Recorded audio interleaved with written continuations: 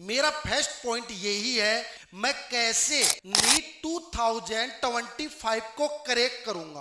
घर पर मत बैठो। सिलेक्शन न होने के पीछे दो रीजंस होते। कुछ छोटे मोटे लालच के कारण कई मार्केट के अंदर कुछ गंदगियां फैला देते हैं। मध्यम वर्ग का जो भी मेरे गार्जियंस है वो इतना पैसा कहां से इकट्ठा कर पाते हैं।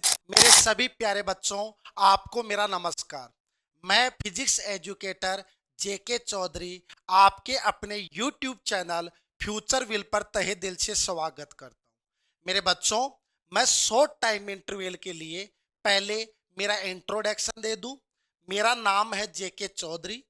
मैं नीट फैकल्टी के तौर पर 5 इयर्स का एक्सपीरियंस है। मैं बीटेक एंड एमटेक हूं फ्रॉम मैकेनिकल ब्रांच।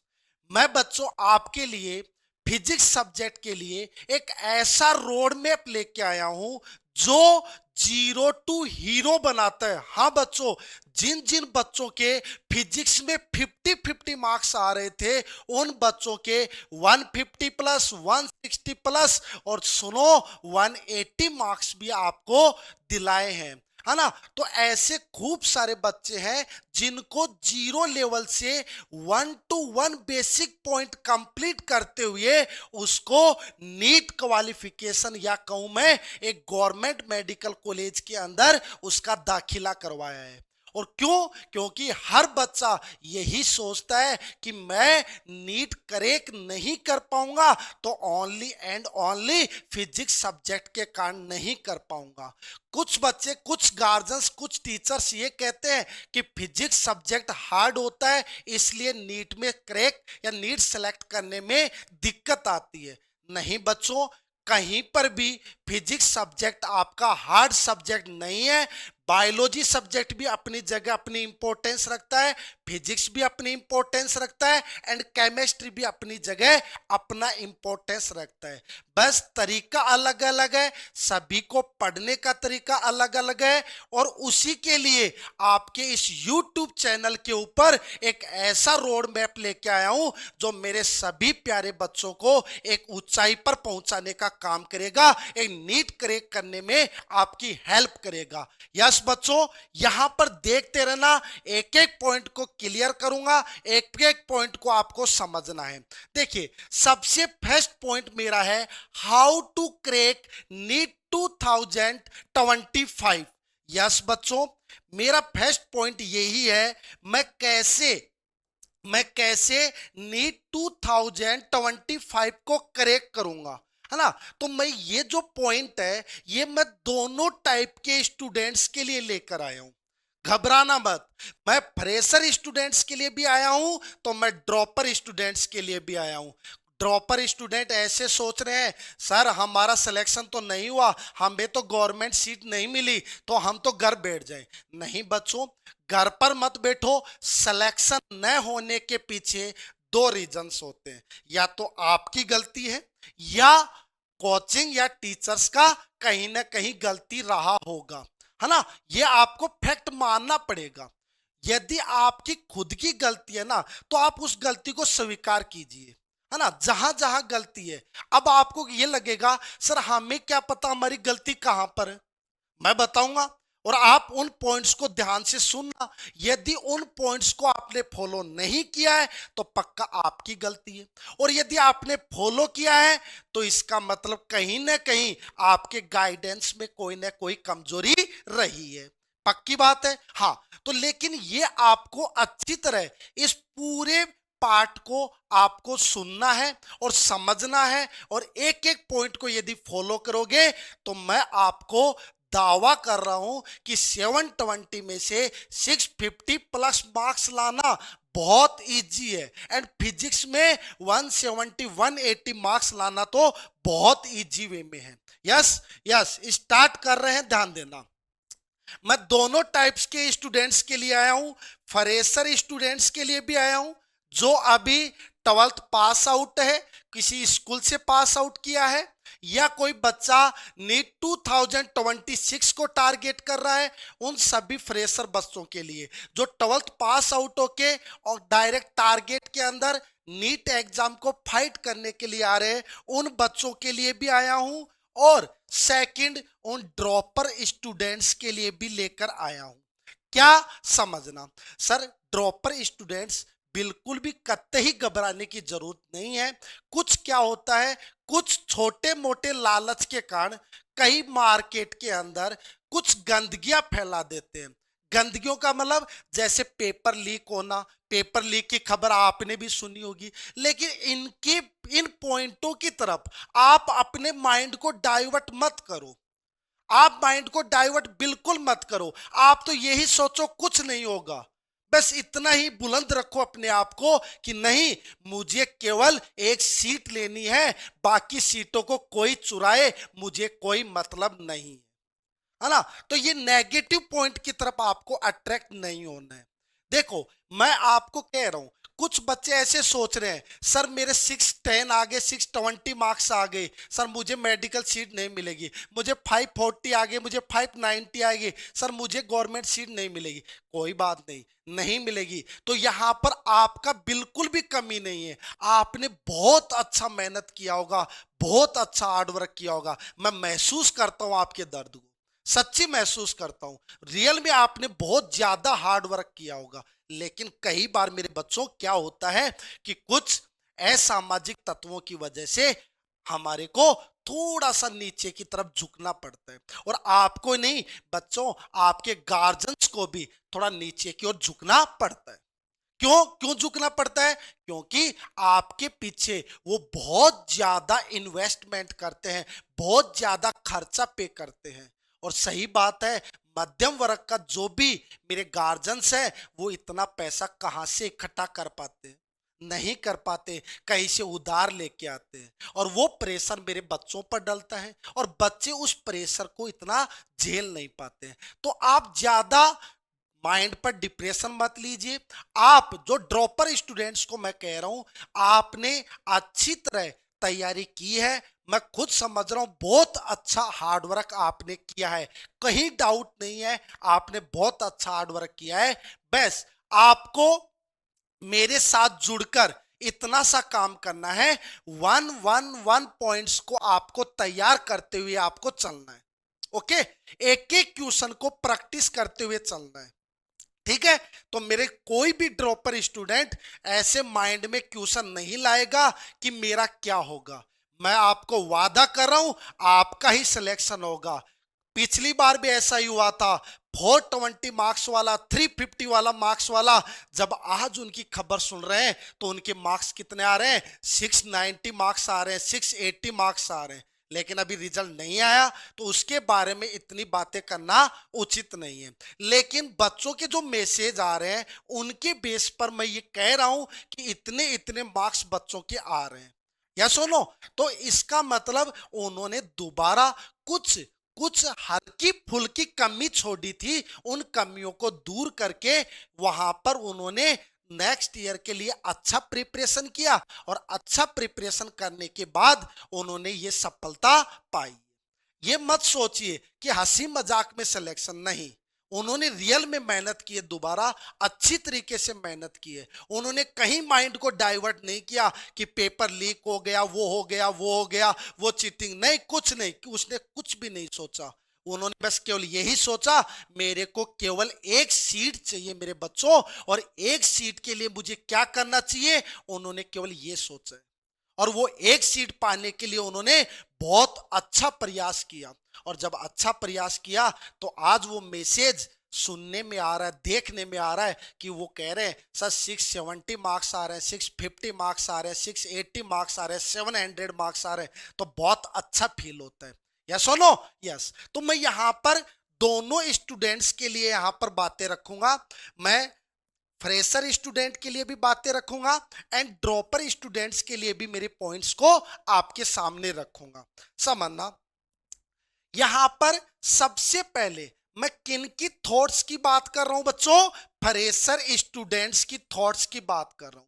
जब फ्रेशर स्टूडेंट घर पर बैठकर क्या सोचता है, उनके माइंड में क्या क्वेश्चन आते हैं, वो क्वेश्चन मैं आपके वो क्वेश्चन पकड़कर यहां पर लेके आया हूं।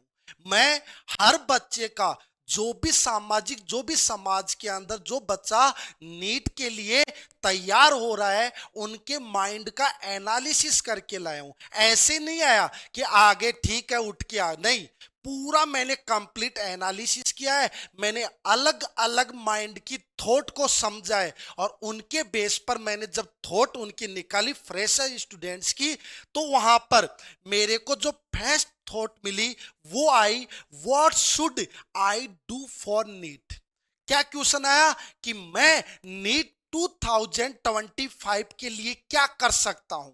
ये थॉट आया, ये थॉट आया कि मैं नीट 2025 को करेक्ट कर सकता हूं क्या, मैं उस एग्जाम से फाइट कर सकता हूं क्या। पहली थॉट ये आई। तो मैं कह रहा हूं आपको 100% यस, माइंड में नोट कर लो आंसर, यस श्योर। बस यहां पर जो पॉइंट आपको बताया जाए उन पॉइंट्स के ऊपर नोटिस रखना मेरे बच्चों। ऐसे मत आ जाना आगे ठीक है कोचिंग कर रहे हैं सर, वीकेंड आया फिल्म देखने चले गए, कुछ भी कहीं पर घूमने चले गए, नहीं बच्चों, ऐसे सिलेक्शन नहीं होगा, ऐसे सिलेक्शन नहीं होगा। आपको डिप्रेशन में भी नहीं आना है और कहीं घूम के भी नहीं आना है। बस आप अपने माइंड को क्या रखो, कूल रखिए, ठंडा रखिए, और केवल जैसे जैसे आपको टीचर गाइड कर रहा है उसके अकॉर्डिंग आप चलते रहिए। बस मैं कह रहा हूं गारंटेड आपका सिलेक्शन है। हाँ, कुछ बच्चे क्या होते हैं जैसे खुद के माइंड के हिसाब से वो तैयारी करना चाहते हैं। देखो बच्चों, गाइडेंस का बहुत जरूरी है। मैं इसके बेस पर आपको एक एग्जांपल बताऊं, सुनना मेरे एग्जाम्पल को अच्छी तरह। एक बच्चा था हमारे पड़ोस के अंदर, है ना।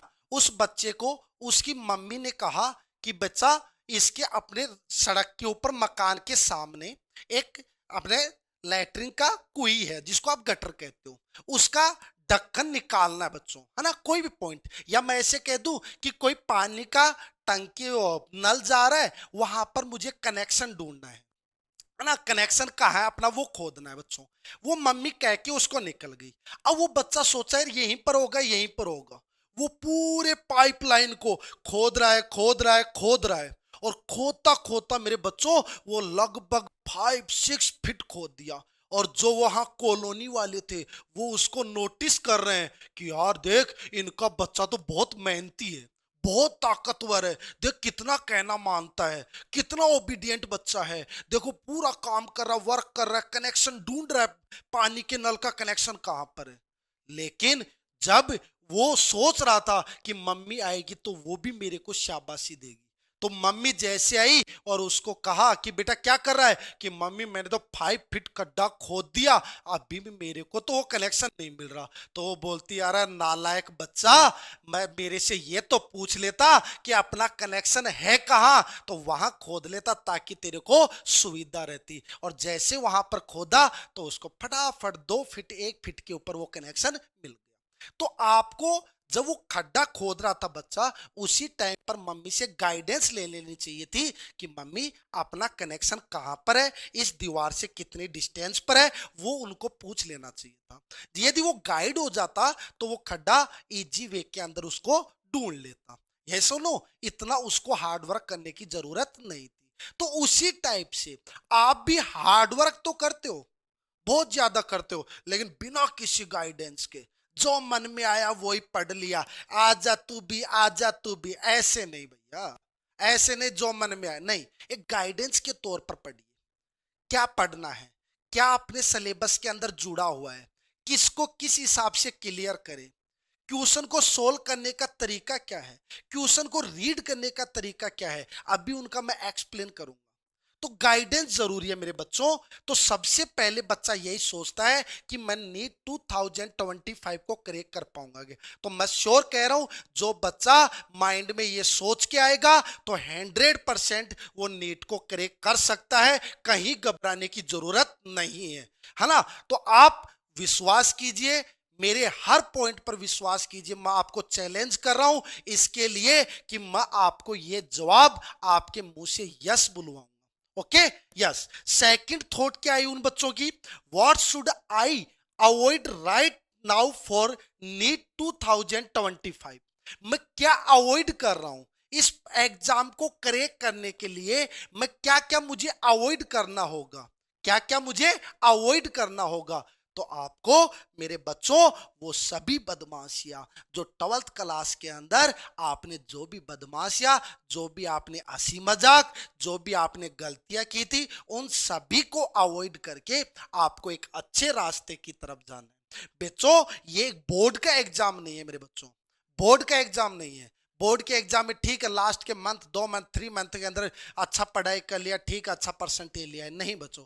इसके अंदर एक कंटिन्यूअस हार्ड वर्क चाहिए, लास्ट के 2 मंथ में नहीं, फर्स्ट डे से एक हार्ड वर्क, मेहनत चाहिए, हार्ड वर्क चाहिए। और फर्स्ट टाइम से जब हार्ड वर्क करते हुए निकल जाओगे तो आप अपने टारगेट को अचीव करने में कहीं असफल नहीं होगे।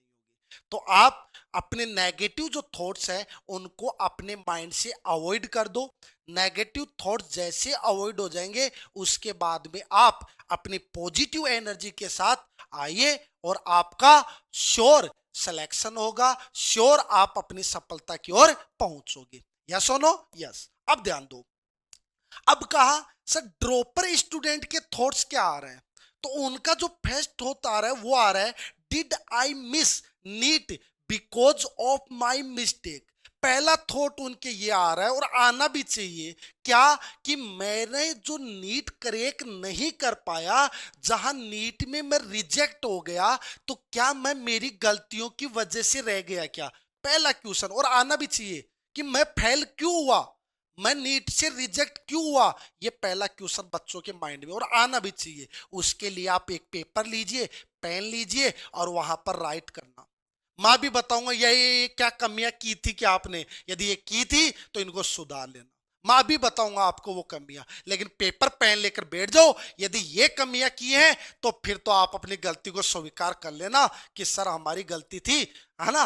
तो हम किसी भी कोचिंग, किसी भी इंस्टीट्यूट के ऊपर ब्लेम नहीं करेंगे। हाँ, यदि यदि आपकी ये गलतियां नहीं है तो आप कुछ सोच सकते हो उन कोचिंग्स पर या कुछ किसी पर भी, किसी गाइडर पर। Okay, yes. हाँ, तो यहां पर सबसे पहले बच्चा यही देखता है, क्या मैं मेरी गलतियों की वजह से नीट से रिजेक्ट हुआ हूं क्या? Yes, okay. तो वो आपको मैं बताऊंगा और वहां पर आप चेक करना, क्या आप अपनी गलतियों की वजह से रहे हो या किसी गाइडेंस की वजह से आप रहे हो। यस। सेकंड थॉट क्या आता है, am I rejected because of coaching. वही पॉइंट आ गया, क्या मैं मेरी खुद की गलतियों की वजह से हुआ हूं या मैं मेरे गाइडेंस की वजह से रिजेक्ट हुआ हूं? ये पॉइंट आपको ध्यान में रखना है।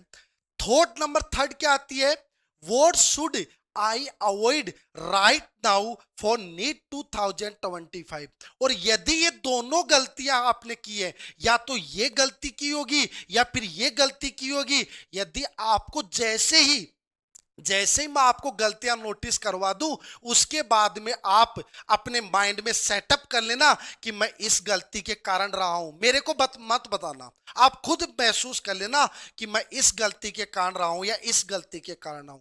तो जो भी गलती के कारण रहे हो उस गलती को मेरे बच्चों आपको अवॉइड करना चाहिए। यदि अवॉइड करोगे तो ही आप आगे नीट को क्रैक कर पाओगे। यस सुनो बच्चों? यस। अब देखो समझना, अब यहां पर देखो सबसे मेन जो बच्चे पॉइंट को नोटिस करते हैं वो आता है ओवर कॉम्पिटेटर। अब देखो जो अब ये जो बात है ना, जो कॉम्पिटेटर्स की जो बात है, ये ड्रॉपर बच्चों को तो ऐसा लगेगा सर ये क्या आप बार बार बताते हो। नहीं बच्चों, आपको तो पता है, लेकिन जो फ्रेशर स्टूडेंट आ रहे हैं उनको पता होना चाहिए कि वास्तव में हमें कितनों के बीच में जंग लड़नी है। उनको पता होना चाहिए। यदि उनको यही नहीं पता होगा कि मेरे सामने कितने बच्चे खड़े हैं, कितनों से मुझे सामना करना है, यदि उसको यही नहीं पता होगा तो वो उस युद्ध में उतरने लायक नहीं रहेगा। यस और नो? यस। तो ड्रॉपर बच्चों को मुझे पता है इसका बहुत ज्यादा अच्छा आपको नॉलेज है, लेकिन फ्रेशर स्टूडेंट्स के लिए मैं आपको बता रहा हूं, जब आपका नीट 2024 एग्जाम हुआ था तब टोटल ऑलमोस्ट स्टूडेंट आपके कितने थे बच्चे? 25 लाख स्टूडेंट ने फॉर्म फिलअप किया था। कितने बच्चों ने? 25 लाख। लेकिन ये घबराने की बात नहीं है, ये घबराने की बात नहीं है। 25 लाख स्टूडेंट ने फॉर्म भरा है, सर ये तो बहुत ज्यादा है। नहीं नहीं मेरे बच्चों, ये जो 25 लाख आपको जो स्टूडेंट्स दिख रहे हैं, ये ये स्टूडेंट्स नीट की तैयारी करने के लिए कत्ते ही नहीं आ रहे हैं, ये केवल फॉर्म फिलअप करते हैं और अपनी मस्तियां करने के लिए आ रहे हैं, लेकिन वो गलत कर रहे हैं अपने गार्जियंस के साथ। उन बच्चों को मैं कहना चाहता हूं, बच्चों यदि आप इधर मस्तियां कर रहे हो तो पैसा वेस्टेज मत कीजिए, कोई दूसरा प्लेटफॉर्म चूज कर लीजिए, दूसरी साइड में जाइए और अपने फ्यूचर को बनाइए। बच्चों फ्यूचर बनाना जरूरी है। आज आप अपनी मस्तियों में हो, लेकिन आने वाले टाइम पर आप उन मस्तियों को याद करके रोओगे। हाँ पक्का बच्चों, रोओगे, है ना। तो उन बच्चों के लिए भी मैं ये बात कहना चाहता हूं, क्योंकि वो भी अपने ही बच्चे हैं, वो भी अपनी सोसाइटी के बच्चे हैं, उनको भी बताना जरूरी है। तो यहां पर देखो 25 लाख स्टूडेंट्स एग्जाम के लिए फॉर्म फिलअप किया। बच्चों मैं आपको कह रहा हूं, इनमें से approx 20 to 22 lakh student only मस्ती के लिए, ओनली मस्ती के लिए। मस्ती आप जानते हो कौन कौन सी मस्ती, सब बच्चे जानते हैं। ड्रॉपर्स स्टूडेंट तो ज्यादा जानते हैं, कहीं पर भी बाहर ऑफलाइन अपनी स्टडी कर रहे हैं तो मस्ती कौन कौन सी होती है वो आप सब जानते हो। तो उन मस्तियों में ये इतने स्टूडेंट बाहर रहते हैं। बाकी आपके जो एक्चुअल मेहनत करते हैं वो अप्रोक्स बच्चों 3 to 5 लाख होते हैं। कितने होते बेटा? 3 to 5 लाख बच्चे जो वास्तव में जो असलियत हार्ड वर्क करने के लिए आ रहे हैं, जो असलियत मेहनत करने के लिए आ रहे हैं, वो स्टूडेंट कितने हैं? 3 to 5 लाख स्टूडेंट है। लेकिन मेरे बच्चों इनमें से भी लगभग 30K to 60K इतने स्टूडेंट स्टार्टिंग के महीने 2 महीने के लिए अपनी ताकत झोंक देंगे, और ताकत झोंक देंगे, फिर धीरे धीरे गलत संगति की तरफ जाने लग जाएंगे। और जैसे गलत संगति की तरफ जाएंगे तो वो अपना जो सफलता थी, जो मंजिल थी, उसको भूल जाएंगे। और वो यहां से इन हार्ड वर्कर में से, ये वो हार्ड वर्कर हैं, ये वो हमारे देश का भविष्य है, जो हमारे लिए आगे हर हॉस्पिटल के अंदर तैयार मिलते हैं, भगवान की तरह सेवा करते हैं वो हार्ड वर्कर। और उनमें से लगभग 30,000 से लेकर 60,000 बच्चे आउट हो जाते हैं उन संगतियों में, इन संगतियों के अंदर आ जाते हैं और यहां से आउट हो जाते हैं। तो इसका मतलब हुआ रियल जो कंपटीशन है वो 3 to 4 लाख स्टूडेंट्स का होता है मेरे बच्चों। कितने का होता है? 3 to 4 लाख का ओनली, इतने बच्चों का आपका कंपटीशन होता है। बस तो कहां ये सुन रहे थे और कहां यहां आ गए। 3 to 4 लाख ओनली इतने स्टूडेंट का कंपटीशन होता है। और ध्यान दो बच्चों, इनमें से ध्यान से समझना बच्चों, ये जो आपके स्टूडेंट्स हैं 3 to 4 लाख जो स्टूडेंट्स हैं, इनमें से लगभग, जितना मैं अंदाजा मैंने लगाया है, जितना मैंने एनालिसिस किया है, वो लगभग 40K से लेकर 50K, यानी 40,000 से लेकर 50,000 आपकी गवर्नमेंट मेडिकल सीट होती है बच्चों। कौन सी? गवर्नमेंट मेडिकल सीट्स होती है। बस तो अब देखो कितना इजी कंपटीशन रह गया। इतने स्टूडेंट में से इतने बच्चों को ही गवर्नमेंट मेडिकल सीट मिलती है। ओके, तो बाकी के जो बच्चे हैं वो किसी प्राइवेट कॉलेज या किसी अदर फील्ड में चले जाते हैं। ओके, हाँ, तो यहां से 3 से 4 लाख में से आपको 40-50 हजार की रेंज में आना है।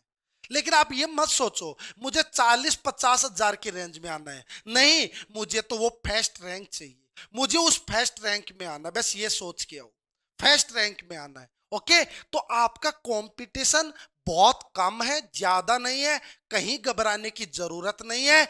बस एक एक पॉइंट को आपको क्लियर करना है और उस अचीवमेंट तक आपको पहुंचना है, उस सफलता को आपको पाना है। यस और नो? यस। अब देखो बच्चों, देखो अब यहां पर देखो मेरे पास पॉइंट आ गया, difference between rejection and selection. मेरे ड्रॉपर बच्चों के लिए मैं ये पॉइंट लेके आया हूं, समझना, क्यों मैं आपके दर्द को मेरे बच्चों समझ रहा हूं और ये दर्द वाजिब भी है, होना भी चाहिए, क्यों नहीं होना चाहिए। दर्द होना भी चाहिए, है ना, दर्द महसूस भी करना चाहिए, ताकि उस दर्द के बेस पर हम दोबारा खड़े हो जाएं अपने पैरों पर और उस सफलता की तरफ दौड़ते हुए जाएं। यदि वो दर्द नहीं होता तो हम खड़े नहीं होंगे, खड़े नहीं होंगे तो सफलता की ओर रास्ते के ऊपर हम चल भी नहीं पाएंगे। अब देखना बच्चों, कौन से बच्चे रिजेक्ट होते हैं नीट से, समझना बच्चों, कौन से बच्चे रिजेक्ट होते हैं एंड कौन से बच्चे सेलेक्ट होते हैं। ध्यान देना, मेरे फ्रेशर स्टूडेंट भी समझना इस बात को, वो भी गलती मत दोहराना। देखो, रिजेक्ट कौन होते हैं? रिजेक्ट होता है फर्स्ट वो स्टूडेंट रिजेक्ट होता है जो रेगुलर क्लास नहीं लेता है। यस, रेगुलर क्लास नहीं लेता है, रेगुलर क्लास नहीं लेता है वो बच्चा। यस और नो? यस, रेगुलर क्लास नहीं लेता। और रेगुलर क्लास मान लीजिए ले भी लिया तो उसके वो शॉर्ट नोट्स नहीं बनाता। क्या नहीं बनाता? शॉर्ट नोट्स नहीं बनाता। शॉर्ट नोट्स तब बनाएगा ना जब वो रिवीजन करेगा। रिवीजन वो नहीं करता। वो जो क्लास रेगुलर ले पा रहा है थोड़ा बहुत, वो भी रो रो के ले रहा है, हाँ मुझे क्लास लेनी है, नहीं। तो यहां पर यदि रेगुलर क्लास ले भी लिया तो वो शॉर्ट नोट्स नहीं बनाएगा, है ना, और शॉर्ट नोट्स भी नहीं बनाएगा।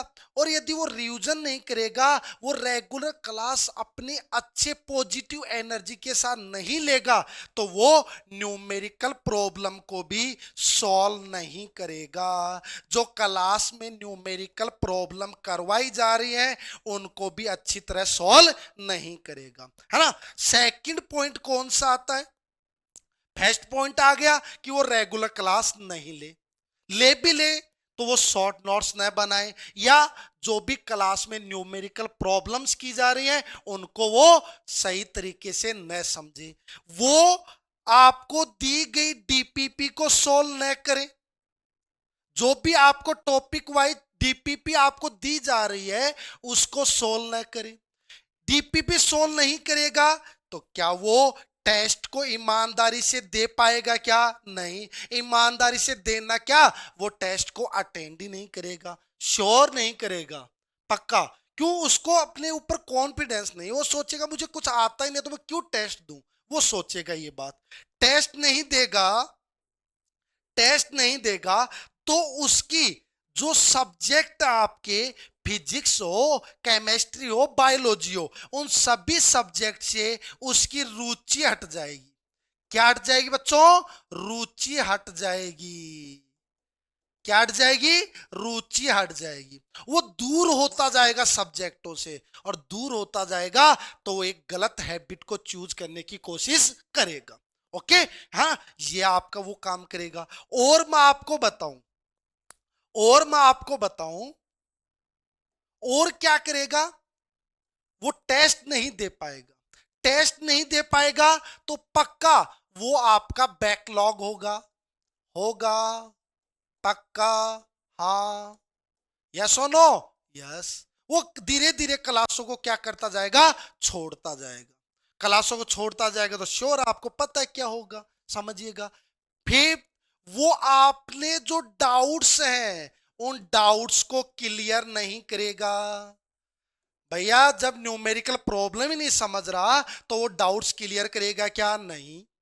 इनमें से कोई भी एक पॉइंट यदि आपका रह रहा है तो पक्का मेरे बच्चों आपकी गलती है। चाहे आपको बुरा लग रहा हो, लेकिन फिर भी कह रहा हूं, यदि इन पॉइंट्स में यदि आपने फील किया है, इन पॉइंट्स को आपने दोहराया है अपने पूरे कंप्लीट ईयर के अंदर, तो पक्का मेरे बच्चों आपकी गलती है। सिक्स नंबर, आज जब उठे तब सोचा कि हाँ मैं इस तरीके से पढ़ूंगा, इस तरीके से पढ़ूंगा, और बात आती है सर वो पूरे दिन में बिल्कुल भी नहीं पढ़ा, बिल्कुल भी नहीं, बस यही बनाते रह गए, ये करूंगा, वो करूंगा, ये करूंगा, और कोई दोस्त आया उसके साथ घूमने चला गया। हाँ, और पॉइंट क्या आता है समझना, और पॉइंट क्या आता है, जैसे वो घूमने जाएगा तो उसको हैबिट हो जाएगी, और जैसे वीकेंड आया तो कुछ बच्चे तो सोचते वीकेंड के अंदर रिवीजन करेंगे, लेकिन वो वीकेंड के अंदर क्या देखने चला जाता बच्चों, मूवी देखने चला जाता है। तो वो भी वहां पर उसका क्या हो गया, गलत कदम हो गया। तो यदि ये पॉइंट्स बच्चों आपने दोहराए हैं तो पक्का मेरे बच्चों आपकी गलती रही है, आपके गाइडेंस की कहीं गलती नहीं रही है।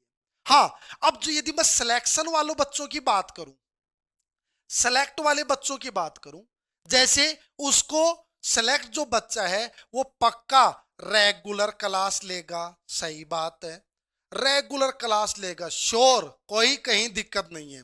सेकंड, रेगुलर क्लास भी लेगा और घर पर जैसे आज क्लास हुई उस क्लास के तुरंत बाद थोड़ा सा रेस्ट महसूस करके वो डायरेक्ट रिवीजन करेगा और रिवीजन के बेस पर शॉर्ट नोट्स बनाएगा, फॉर्मूले का एक शॉर्ट नोट्स बनाएगा और शॉर्ट नोट्स के साथ वो आपके जो भी क्लास के अंदर न्यूमेरिकल प्रॉब्लम टीचर ने करवाई है उनको ईमानदारी के साथ सोल्व करेगा, उनको ईमानदारी के साथ सोल्व करेगा। ऐसे नहीं ठीक है 2 घंटे पढ़ लिया 3 घंटे, कुछ बच्चे कहते सर ऐसा भी होता है क्या, ठीक है 2 घंटे पढ़ लिया, नहीं बच्चों, पूरा पूरा पसीना निकालना होता है। ऐसे नहीं आए ठीक है मजाक है नीट स्लाइड, नहीं बच्चों, आप दोनों ओरों से दोनों तरफ से ये टू वे रास्ता है, ये अपन दोनों का म्यूचुअल इंटरेक्शन है। जब म्यूचुअल इंटरेक्शन अच्छा होगा, अपनी अच्छी बॉन्डिंग होगी, तब जाकर आप सिलेक्शन दे पाओगे। जितना आप हार्ड वर्क करोगे और उतना ही हार्ड वर्क जब हम करेंगे तब जाकर ये सफलता आपको मिलेगी। या सुनो, ये आपको ध्यान में रखनी है। हाँ, तो न्यूमेरिकल प्रॉब्लम्स वो बच्चा सॉल्व करेगा ईमानदारी से जो भी टीचर ने क्लास में करवाया है। जैसे ही होगा उसके बाद में जैसे उसका रिवीजन हो जाएगा उसके बाद में वो डीपीपी पर जाएगा, डीपीपी को सोल्व करेगा और डीपीपी के अंदर जो भी डाउट्स आएंगे उन डाउट्स को भी वो क्लियर करेगा, टीचर की हेल्प से करेगा या किसी और किसी तरीके से किसी बुक से कैसे भी आपको हेल्प वो करेगा। लेकिन मैं आपको कह रहा हूं आप बुक्स की तरफ न जाकर आप केवल किससे पास जाए, टीचर के पास जाए, सर मुझे ये डाउट आ रहा है, उस डाउट को क्लियर। लेकिन कुछ बच्चे, मैं सेलेक्टर वाले बच्चों की बात कर रहा हूं, कुछ बच्चे छोटी मोटी गलती ये कर देते हैं कि वो डाउट, जैसे आज डाउट आया तो उसको 5-7 दिन तक लेके चले जाते हैं, टेस्ट आएगा तब पूछ लेंगे। नहीं बच्चों, ऐसी गलती मत किया करो। वैसे इतना कोई दिक्कत नहीं, कभी कभार हो जाए ये ठीक है, लेकिन मेन आपका मकसद यही होना चाहिए आज डाउट आया तो आज ही या कल वो डाउट आपका क्लियर होना चाहिए। ओके, तो डीपीपी के अंदर जो भी डाउट्स आएंगे वो आपके क्लियर होने चाहिए। ऐसे ही टेस्ट आपको रेगुलर देने हैं, टेस्ट आपको मेरे बच्चों रेगुलर देने हैं। टेस्ट से क्या है कि अपना जो भी है, अपने अंदर जो भी हमने रिवीजन किया है, जो भी हमने क्लास लिए, लेक्चर लिए हैं, उनमें हमने क्या सीखा, हम क्या है, वो अपने आप को पहचानने के लिए आपको टेस्ट जरूर देना चाहिए। टेस्ट से कई बार क्या होता है, जब न्यूमेरिकल सॉल्व कर रहे होते हैं तो कुछ टाइप की इजी वे की कैलकुलेशन को स्किप करके आगे निकल जाते हैं। नहीं बच्चों, कई बार वो जो छोटी छोटी कैलकुलेशन है ना, वही आपके सामने एग्जाम टाइम पर पहाड़ बनकर खड़ी हो जाती है, पक्का पहाड़ बनकर खड़ी हो जाती है बच्चों। तो उन छोटी छोटी गलतियों को महसूस करने के लिए आपको क्या देना चाहिए, टेस्ट देना चाहिए और ईमानदारी से देना चाहिए। या सुनो, और टेस्ट इस टाइप से दीजिए कि मेरा कम से कम नेगेटिव मार्किंग जाए, कम से कम मेरे क्वेश्चन गलत हो। यदि फर्स्ट पेपर में मान लीजिए 10 क्वेश्चन गलत हो रहे हैं तो अगले पेपर के अंदर वो 8 होने चाहिए, 15 नहीं होने चाहिए। धीरे धीरे उन रॉन्ग क्वेश्चंस की नंबर्स को क्या करते हो, कम करते हो मेरे बच्चों, है ना।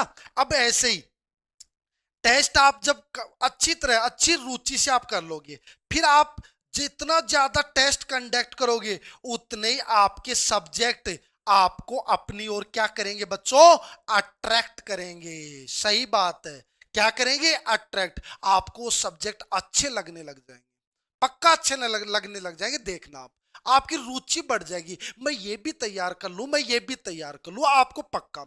ऐसे देखो, मैं आपको एक पॉइंट और बताऊं, अगला पॉइंट सिलेक्टर के लिए, उनका बैकलॉग बहुत कम होता है, बहुत कम। जैसे मान लीजिए थोड़ा कई बार क्या होता है, कोई पारिवारिक शादी आ गई, घर में आ गई मान लीजिए, तो उसको थोड़ा जानना पड़ेगा एक दिन के लिए या एक रात के लिए, 2 दिन के लिए। तो वो एक जेन्युइन बैकलॉग है, उसको वो आराम से कंप्लीट कर सकता है ना। लेकिन उन बच्चों, सिलेक्टर बच्चों की एक आदत होती है कि वो ये जो कमी आती है, जो क्लास उनकी लेफ्ट हो गई, उनको वो उसी टाइम पर क्या कर लेते हैं बच्चे, कंप्लीट कर लेते हैं।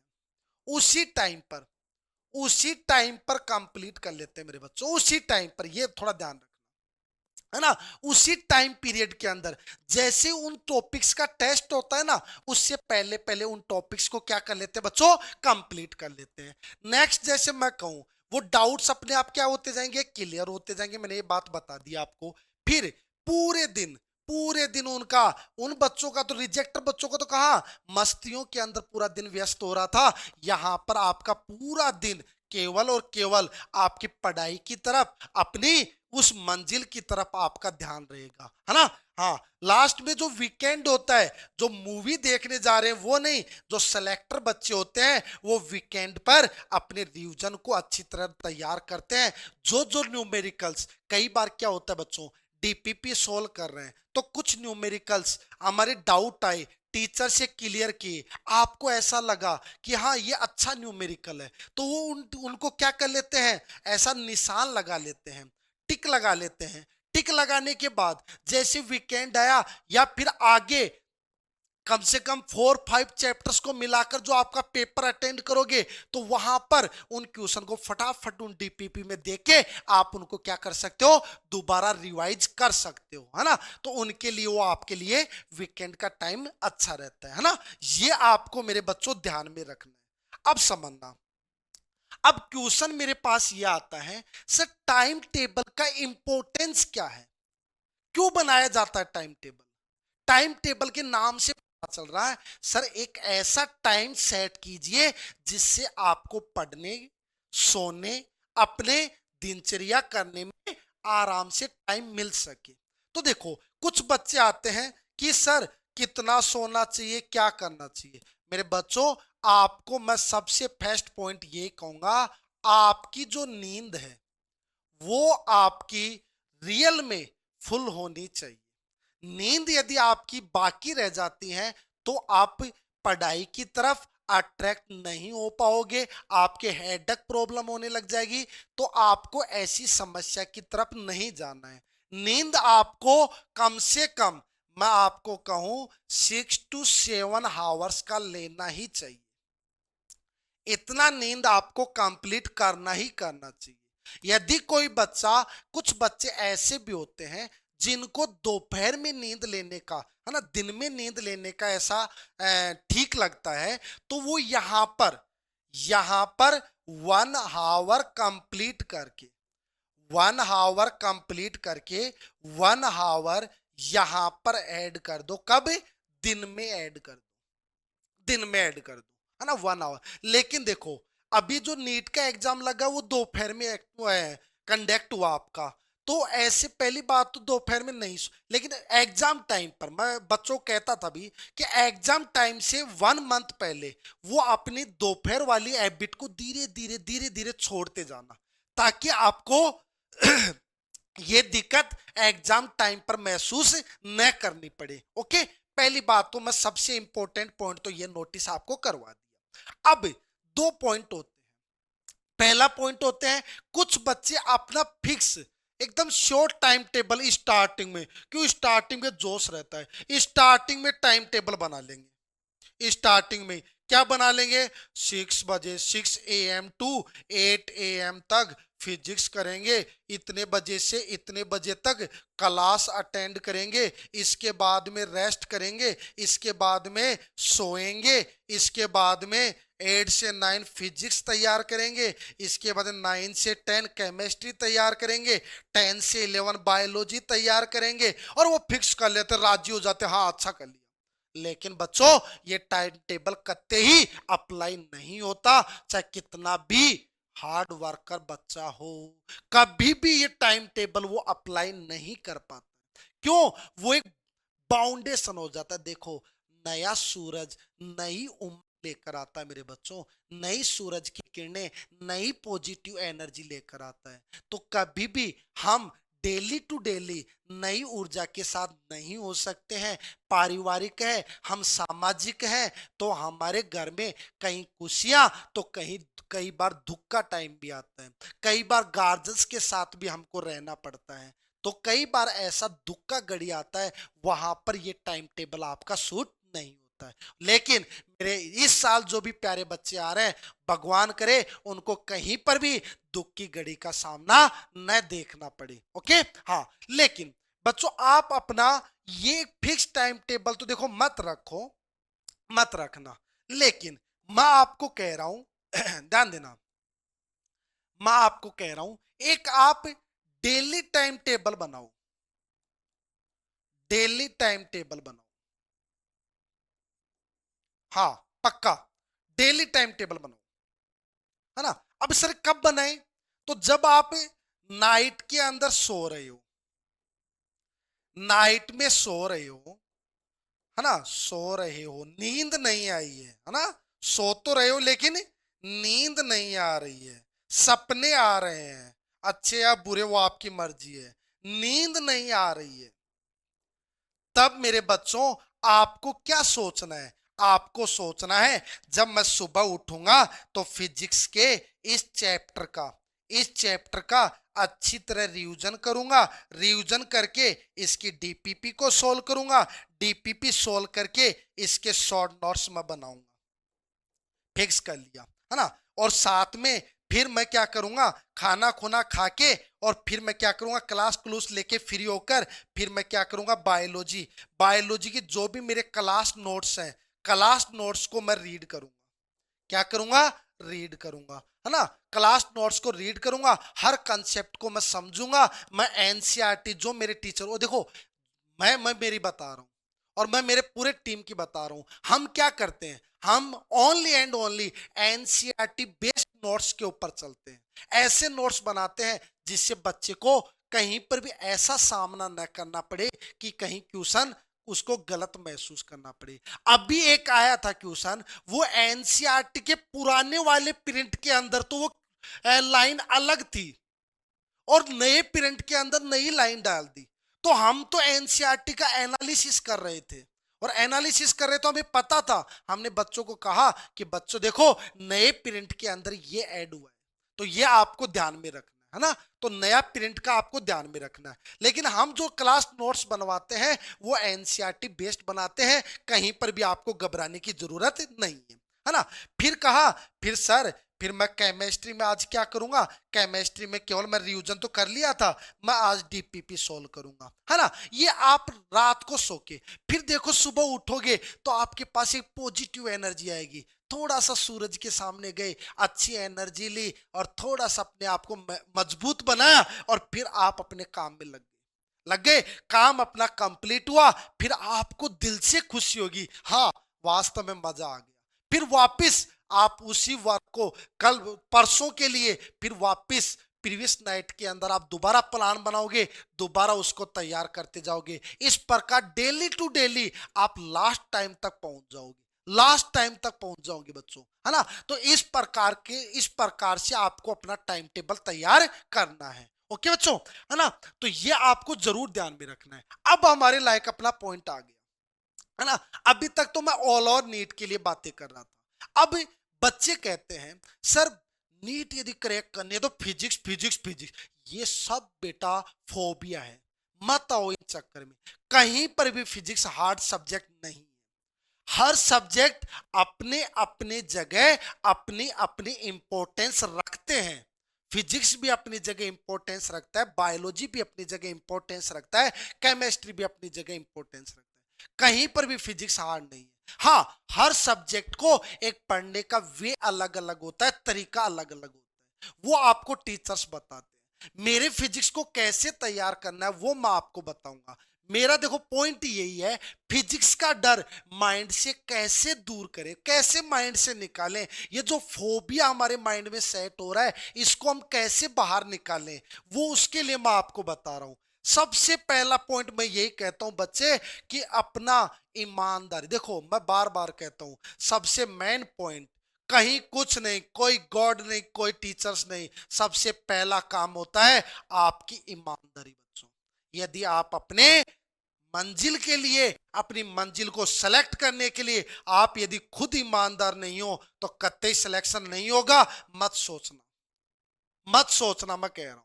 हाँ, आप तब सोच लेना, तब सोच लेना जब आपको यदि कुछ नहीं आ रहा है, आप कमजोर हो और फिर आप ऐसे सोच रहे हो नीट, सोचना नीट आप फाइट कर सकते हो, उसके लिए हम हैं। तब हम आपको एक एक कंसेप्ट क्लियर करवाएंगे, पक्का क्लियर करवाएंगे हम। तो ये आपको अच्छी तरह ध्यान में रखना, ठीक है।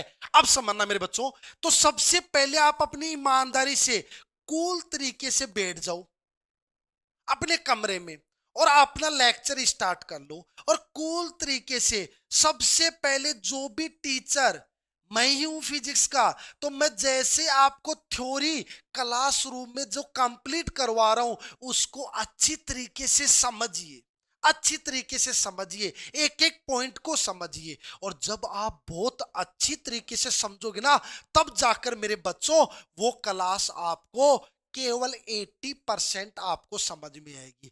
मैं मेरा 100% दूंगा, लेकिन आप 80% ही गेन कर पाओगे, पक्का बच्चों 80% गेन कर पाओगे, है ना। हाँ, अब लेकिन जैसे आप टॉपिक वाइज उन न्यूमेरिकल जो नोट डाउन आपको करवाए जा रहे हैं क्लास के अंदर, उन न्यूमेरिकल्स को जब आप ध्यान से समझोगे तो आप 80 to 85% आप चले जाओगे, 5% आप आगे की ओर चले जाओगे, है ना, 5% आगे की ओर बढ़ जाओगे।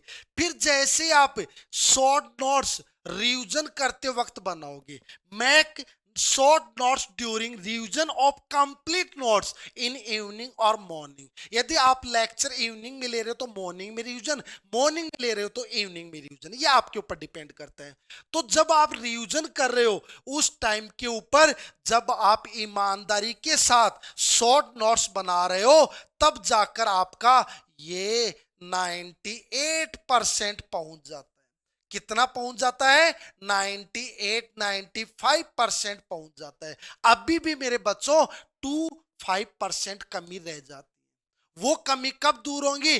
जब आप टेस्ट टाइम पर पेपर को नोटिस करोगे, फिर उस पेपर का क्या करोगे? एनालिसिस करोगे, तब जाकर आप उस चैप्टर में कहां जाओगे बच्चों? 100% पर जाओगे। ओके, हाँ, मैं मेरे फिजिक्स की बात कर रहा हूं, ओके, ये ध्यान रखना। और देखो, जैसे सॉल्व डीपीपी, डीपीपी को आप रेगुलर सोल्व करो, कहीं पर भी कत्ते ही उसको छोड़ो मत। डीपीपी ज्यादा से ज्यादा, है ना, जो भी डीपीपी दी जाए डेली उसी टाइम पर, उसी टाइम पर सोल्व होनी चाहिए। लेकिन कई बार क्या होता है, उसी टाइम पर सोल्व होनी चाहिए, ये ध्यान रखना, उसी टाइम पर सोल्व होनी चाहिए। लेकिन कुछ बच्चे बिना चैप्टर का नो रिवीजन किए डीपीपी, जैसे क्लास लेके आए, लेक्चर लिया, लेक्चर लेने के बाद जस्ट बाद डीपीपी सॉल्व करने लगे। नहीं बच्चों, गलत तरीका है। आप, मैं फिजिक्स के लिए कह रहा हूं, आप पहले क्या करो, पहले उस क्लास का पूरा रिवीजन करो, रिवीजन करने के बाद डीपीपी पर जाइए, तब डीपीपी पर जाइए, तब जाकर आपको मजा आएगा। फिर नो एनसीईआरटी, कहीं आपको एनसीईआरटी बुक ऐसा ऐसा कहीं ध्यान देने की।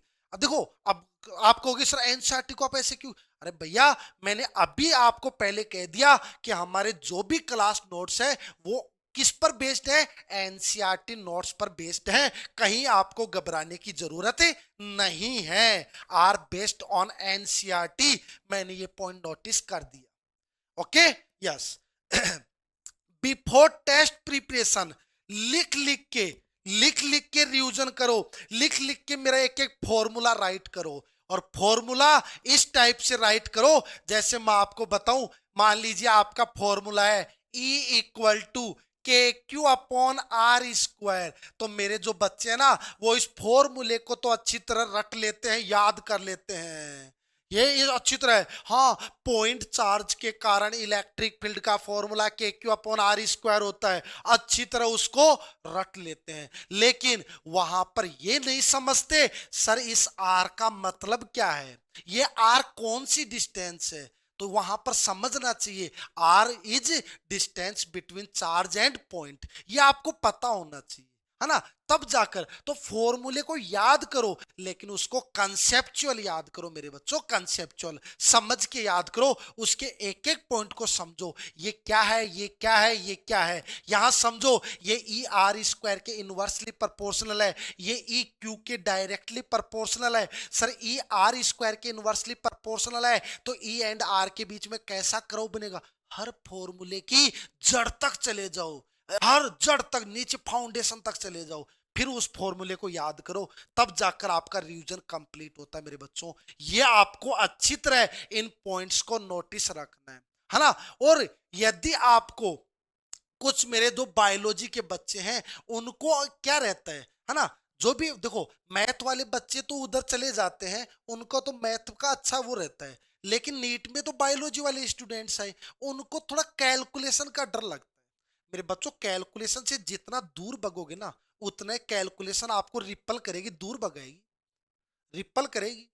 और जितना कैलकुलेशन आप करने की कोशिश करोगे, उसको पकड़ने की कोशिश करोगे, उतना ही वो कैलकुलेशन आपको मेरे बच्चों अट्रैक्ट करेगी, ये ध्यान रखना। तो आप कैलकुलेशन से भागो मत, स्किप मत करो, उन कैलकुलेशन को करो। नहीं आती है, छोटी से छोटी कैलकुलेशन भी यदि नहीं आती है तो वो आप टीचर से हेल्प कीजिए, है ना। टीचर से पूछिए सर ये कैसे हुआ, तब टीचर आपको समझाएगा। फिर उस कैलकुलेशन का आप घर जाके एनालाइज कीजिए, और जब एनालाइज करोगे तब आपको आगे जब वो कैलकुलेशन दोबारा यूज होगी, तब आपको पता चल जाएगी हाँ सर ये कैलकुलेशन मुझे आती है। ये कुछ माइनर कैलकुलेशंस होती है, इनको आपको, और मैं तो सबसे पहले काम यही करता हूं, जब भी कहीं टॉपिक आता है तो मैं उन माइनर कैलकुलेशन को अच्छी तरह समझाता हूं, फिर आगे चलता हूं, है ना। तो माइनर कैलकुलेशन आपकी कंप्लीट होनी चाहिए। ओके बच्चों, यस कंप्लीट, थैंक यू, है ना। तो बच्चों आप इन गाइडेंस को जरूर फॉलो करना, और मैं आपको आज वादा करके जा रहा हूं इस फ्यूचर विल के प्लेटफॉर्म से कि आपका सिलेक्शन 100% होगा, आपको 100% मेडिकल सीट मिलेगी। ये मैं आपको चैलेंज, आपको प्रॉमिस करके जा रहा हूं, और मैं गॉड से प्रे करता हूं कि मेरा प्रत्येक बच्चा खुश रहे, प्रत्येक ड्रॉपर स्टूडेंट्स को इतनी ताकत मिले कि वो आगे वापस नई एग्जाम के लिए नई ऊर्जा के साथ दोबारा अपने सिलेबस का रिवाइज करें, सिलेबस को कंप्लीट करें, ताकि मेरे उस बच्चे का सपना जरूर क्लियर हो। Okay, yes.